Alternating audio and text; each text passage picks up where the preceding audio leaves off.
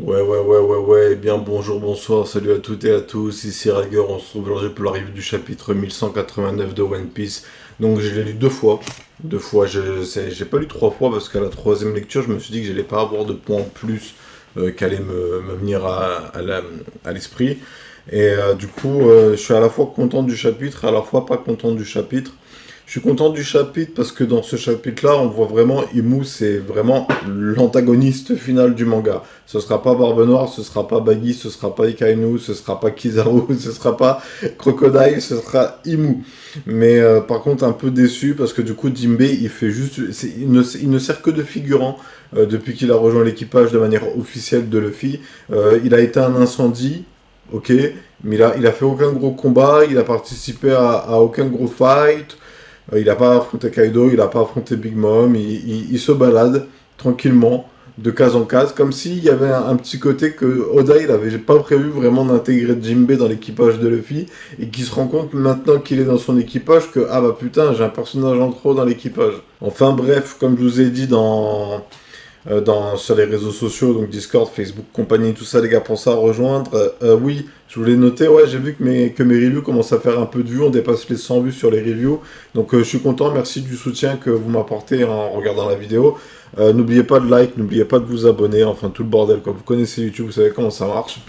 Bref, donc on va attaquer la review du chapitre, on va parler point par point, des points sur le chapitre et des points qui me sont venus en regardant la vidéo de Goji. Alors c'est pas spécialement que des hypothèses de Goji sur lesquelles je vais réagir, mais il y a deux hypothèses sur Goji de Goji sur lesquelles je vais réagir, et ensuite il m'a donné des idées. En l'écoutant, je me suis rendu compte de certains éléments, et du coup ça m'a donné des idées. Bref, donc du coup le chapitre commence. Donc Imu regarde Luffy dans les yeux, genre en mode ouais, je t'ai empalé, boum, il l'empale sur un arbre. Donc Imu montre bien qu'il domine complètement Luffy au cours de cet échange de coups. C'est un match à sens unique, c'est un combat à sens unique. Luffy, est-ce qu'il avait même l'espoir d'une chance, ne serait-ce qu'un film. Ensuite, Imu confirme bien que Bohu, là, l'épée du vide, du néant, là, elle absorbe l'énergie vitale. Ensuite, c'est révélé un peu plus tard dans le chapitre que du coup les rois, les 19 rois qui ont fondé le gouvernement mondial ont déposé leurs âmes autour du trône vide, que Imu, grâce à son pouvoir, les fait ressusciter et les confie à ses Srab. Et donc du coup, moi j'ai trouvé ça assez stylé. Et en fait, ça va rejoindre une hypothèse que j'ai eue, comme quoi Imu aurait absorbé les âmes des fondateurs du gouvernement mondial.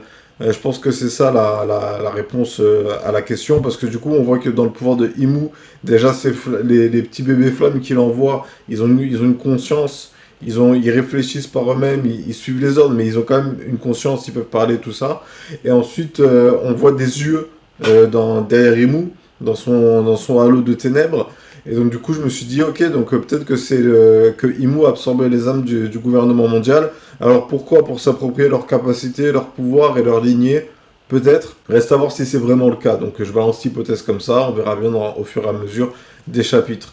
Ensuite, on a celui qui est décongelé, donc Ragnir qui est là en mode non, non, non, faites attention à elle, je l'ai congelée parce qu'elle est dangereuse. Brooke qui dit elle est peut-être dangereuse, mais elle est manipulée, il faut que je tire ça au clair, faites-moi confiance, avec le pouvoir de l'amitié et de l'amour, on va pouvoir l'aider. Donc du coup, Sully ou Ginko, dépendant de quel côté elle va vaciller, est-ce qu'elle va être du côté de Brooke, est-ce qu'elle va être du côté de Imu, est-ce qu'elle va retrouver un peu de ses souvenirs, de sa conscience. Alors je pense que ça va tourner autour de ça les prochains chapitres, autour de son séjour. On risque d'avoir un flashback sur Ginko Sully, pas à la fin de l'arc, mais à la fin, pendant l'arc, où Sully expliquerait à Brooke comment est-ce que les Chevaliers Divins sont organisés, tout ça, patati patata. Ensuite, un truc un peu dérangeant, j'ai trouvé, c'est que Robin apparaît dans le chapitre, en mode ouais, Chopper, viens, j'ai besoin de toi à la bibliothèque. Alors que c'est le bordel sur l'île, il y a des enfants qui se font kidnapper, il y a des villages qui se font incendier, il y a Zoro qui affronte un saint, un chevalier divin. Le chevalier divin, il est boosté à l'aura démoniaque. Zoro, il n'arrive pas à prendre l'avantage sur le combat pour le moment. Sanji, il est face à Kiligam, je crois qu'il s'appelle comme ça. Pareil, ils ont hérité des épées ancestraux de leurs ancêtres. Donc Robin vient de demander Chopper à la bibliothèque. Ça me paraît un peu bizarre. mais peut-être que du coup, elle a une réponse à un élément qui permettrait de vaincre Imu, genre en mode oui, j'ai découvert qu'on peut faire ça avec ça, et on a besoin de toi, parce que c'est un médicament qui permettrait de faire ci, de faire ça. Voilà, donc reste à voir ce que Chopper et Robin vont préparer de leur côté pendant les combats de l'arc Airbuff. Ensuite, on a Ashruddin, parce que du coup, oui, Chopper est avec Ashruddin et la géante, la mère du jeu, de la femme de Gaban, je crois que c'est ça, si j'ai bien retenu les éléments de l'arc. Et genre, Ashruddin est là en mode, ouais, on m'a dit de venir, on m'a conseillé de rejoindre Loki, et il a un petit flashback, il pense oui, va aider Loki, peut-être que l'homme qui a fait du mal à ton père est là-bas. Donc du coup, Ashruddin écoute Loki, Loki explique oui, c'est le roi du monde, Shanks nous en avait parlé à l'époque, enfin il s'expliquait en flashback, mais en gros il le raconte à Ashruddin, et Ashruddin est là en mode ok c'est simpliste, mais j'aime bien ton plan, on va le faire. Donc du coup Ashruddin arrive en renfort, et c'est pas le seul qui arrive en renfort, il y a Gavan qui vient à la rescousse de Luffy, qui bloque l'attaque de Imu qui allait achever Luffy, donc Luffy sauvé de justesse par Gavan. La question qu'on peut se poser, c'est est-ce que Gaban il va avoir la force nécessaire pour contenir Imu seul, ou est-ce que du coup il va falloir que tous les protagonistes de l'arc, Ashruddin, Loki légèrement guéri par la géante, euh, Usopp, Brook, Franky, est-ce que tout le monde va pas devoir un peu de team-up là pour tenir tête à Imu et prolonger le combat le maximum de temps, le temps que Sanji et Zoro réussissent à se débarrasser des autres chevaliers divins, ce qui affaiblirait Imu. Voilà, et du coup ça rebondit, Zoro est en difficulté comme je le disais, il a du mal à prendre le dessus sur son combat, et je trouve que ça c'est une bonne chose. Parce que du coup, moi les combats de Wano Kuni, j'ai trouvé qu'il y avait trop de Deus Ex Machina, genre en mode Sanji qui s'éveille à la peau métal, ça lui permet d'être assez fort pour affronter Queen. J'ai pas trop aimé les combats de l'arc Wano, alors que pourtant, enfin après j'avais bien aimé Big Mom avec Hello et Kid, j'avais bien aimé aussi, à l'heure de rien, l'échange de coups, Luffy, Kaido était pas mal, même si oui, il y a quelques moments qui sont ellipsés, ça c'est un peu dommage. Il y a quelques points, genre Momonosuke qui devient vieux et qui fait des nuages comme Kaido. Enfin bref, on n'est plus à l'arc Wano. Mais là, du coup, ouais, c'est du sérieux. En fait, c'est ça, l'équipage se retrouve face à une situation où ils vont tous devoir se donner à fond pour pouvoir permettre à l'équipage de s'en sortir et aux géants d'Herbaf de récupérer leurs enfants. La question j'allais dire justement, mais c'est quoi le mot? La question qu'on peut se poser, c'est est-ce qu'ils vont vraiment y arriver? Est-ce que ce serait possible, comme par les Gothiques, qu'il n'y ait pas au bout d'un moment, le gouvernement mondial qui atteint un de ses objectifs et qui mette à mal l'équipage de Luffy, justement en réussissant à kidnapper les enfants, forçant les géants à rejoindre les ordres de Imu? Enfin, moi je pense que l'équipage va s'en sortir, mais c'est une possibilité qu'il faut pas écarter. Ensuite, dans la revue de Goji parlait d'une ellipse. Comme quoi l'équipage avait besoin d'une ellipse pour devenir plus fort, que Airbaf c'était le lieu idéal pour ça. Il avait beaucoup de bons arguments dans sa réflexion, mais pour être honnête, l'idée d'une ellipse, moi, elle me dérange, parce que on a déjà eu une qui, au final, à l'air de rien, n'a pas vraiment beaucoup changé les choses dans le monde de One Piece. Je veux dire, ils ont maîtrisé le haki, mais Zoro Sanji, il n'y a que Zoro qui a vraiment eu des moments à lui, mais il a affronté aucun adversaire suffisamment puissant pour vraiment montrer tout l'étendue de ses progrès. Ensuite, Sanji, il est passé un peu inaperçu jusqu'à l'arc de la Tea Party. Puis ensuite, il a été avec l'armure de Osabo Mask. Ça, c'était grave stylé. Oda, il aurait dû garder ça. Oda, il aurait dû garder ça, mais bon, bref. Non, donc du coup, une ellipse, moi ça me dérangerait sur le principe parce qu'on en a déjà eu une. Et moi, j'ai pas d'idée contre l'entraînement au acquis des rois, au acquis de l'observation, au acquis de l'armement pour tout l'équipage, des upgrades un peu pour tout le monde. Ça, je suis pas contre l'idée. Mais pourquoi le faire en ellipse? Pourquoi pas l'écrire? Parce que Oda jusqu'ici n'a jamais écrit un entraînement de ses membres des membres de l'équipage de Luffy. Les membres de l'équipage de Luffy ont toujours progressé au fur et à mesure de l'histoire en trouvant des nouvelles techniques, des nouvelles astuces un peu hors champ. Et donc du coup ça pourrait être intéressant que Oda, pour la première fois de son manga One Piece, fasse un arc entraînement où on voit l'équipage s'entraîner. Parce que du coup l'idée de l'entraînement me paraît judicieux, mais le deuxième problème d'une ellipse vient avec l'autre idée que j'ai en tête, c'est que la course pour le One Piece a déjà commencé. En fait, tous les éléments sont mis en place pour que la bataille finale du One Piece ait lieu. On a Imu qui intervient, on a chance, on sait pas où est-ce qu'il est parti. Moi, je pense qu'il y a des chances pour qu'il soit parti chercher l'homme à la cicatrice de feu pour avoir le dernier héros de poneglyph permettant d'accéder à l'Olochtel. Et donc du coup, je pense que l'équipage peut pas trop non plus se permettre d'attendre parce que du coup, en plus de ça, le fils est devenu un empereur. Donc il faudrait le voir être un empereur un peu. Pas juste qu'il ait le titre, le voir faire des trucs d'empereur, un peu comme a fait Shanks en partant, en affrontant Kid et en affrontant Bartholoméo, même si c'était des combats vraiment ils n'avaient pas leur niveau, hein. Mais ça me stresse. Et donc du coup, ouais, ça pourrait être intéressant de les voir s'entraîner et de voir Luffy remplir son rôle d'empereur en retournant sur ces territoires pour les protéger d'attaques de Barbe Noire, d'attaques du gouvernement mondial, d'attaques de la marine. Et en parlant de la marine, autre idée que j'ai eue en tête, est-ce qu'il serait possible que plus tard, Imu dans le manga, se rendant compte qu'elle a besoin de plus de force de frappe, propose aux amiraux Sakazuki, donc Aikainu, Fujitora, euh, Ryugogyu et Kizaru un omen démoniaque leur permettant d'augmenter leur capacité.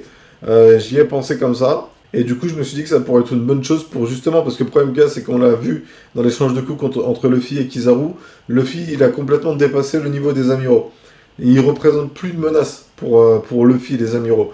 Mais je pense que Zoro et Sanji sont capables eux aussi de gérer un combat contre un amiral. Mais justement, à part un Usopp, un Brook, un Franky, un ami, Robin, Chopper qui pourrait être en difficulté, je vois pas le trio de monstres et les nouveaux membres de l'équipage de Luffy, potentiellement Yamato et du coup potentiellement Loki, je les vois mal galérer contre les amiraux à ce stade-là de l'histoire s'ils ont pas eux aussi, si les amiraux n'ont pas un boost de pouvoir avec des révélations sur les capacités de Fujitora, parce que Fujitora, on sait toujours pas si c'est lui qui a mangé le fruit de la gravité, ou si c'est son sabre, comme mon hypothèse d'il y a des années, qui a mangé le fruit de la gravité. Ensuite, Goji parlait dans sa review, il parlait un peu du destin, comme quoi J-Boy, ça allait être une copie de Luffy, hypothésant que Luffy serait le descendant de Joy Boy. Moi, pour être honnête, j'aime pas cette idée que Joy Boy soit une copie de Luffy, qui se ressemble trait pour trait, que ce soit son descendant direct. Parce que déjà, de un, la fatalité du destin, comme quoi tout est déjà écrit, tout est déjà prévu, tout est connecté, patati patata, j'aime pas cette idée-là. Moi, je pense que ce qui fait le destin, c'est le choix des hommes, c'est le choix de ses actions, c'est le choix de ses combats, c'est le choix de ses valeurs. C'est ça qui fait de nous, c'est ça qui fait le destin. Le destin, c'est pas quelque chose qui est déjà écrit, qui se passe avant même qu'on l'ait réalisé. C'est quelque chose qu'on va construire et qu'on va atteindre par la force de notre caractère et de notre résilience et de notre détermination. Le destin, c'est quelque chose que l'on obtient, c'est pas quelque chose que l'on nous donne. Et donc du coup, avoir ce côté fatalité du destin, c'est les descendants des porteurs du dit, donc du coup ils sont destinés à avoir le même parcours qu'eux. Je déteste cette idée. Je dis pas qu'il a raison, je dis pas qu'il a tort, je dis juste que moi personnellement, j'aime pas du tout cette idée. Si on me révèle que Joy Boy il ressemble très pour très à Luffy, que son nom c'était Monkey D. Joy Boy, et que du coup Luffy descend directement de lui, il a bouffé son fruit, moi je serais déçu par Oda. Parce que j'aime bien le côté potentiellement que les Monkey D soient un peu une famille à part des D. Ça pourrait être intéressant. Surtout qu'en plus de ça, dans sa théorie, il dit oui, on a bien vu les gènes et tout, ça se ressemble, mais Luffy ressemble pas à Dragon. Et non, il ressemble pas à Dragon.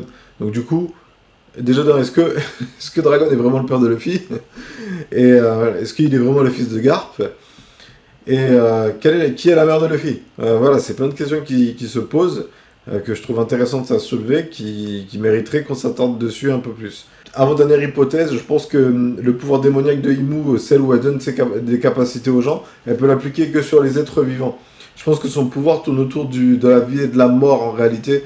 Le démon, la vie, la mort, ça me paraîtrait être pertinent de se dire que Imu ne peut insuffler son énergie qu'à des entités vivantes.